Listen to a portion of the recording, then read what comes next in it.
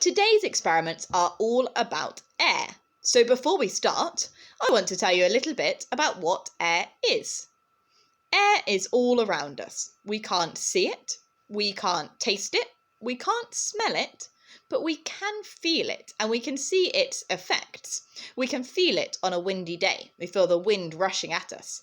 Or if somebody blows, we can feel air moving into our face.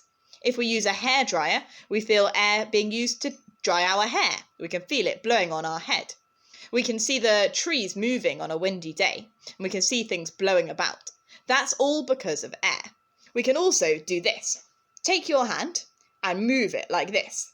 The faster you move it, the more you might feel the air bouncing off your hand. So air is actually a mixture of gases. It's mostly something called nitrogen. It's also some oxygen, which is a really important gas. It's the one that we need to breathe.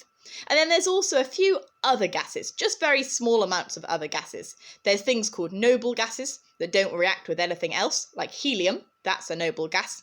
And there's also carbon dioxide in the air as well. So it's a real mixture of different things. And sometimes we can be tempted to think that it's not really there. Because we can't see it, we probably don't think about it very often. But it's really important. And all of the experiments today are going to show you how important air is and how it can be used to make sound and to make things move as well.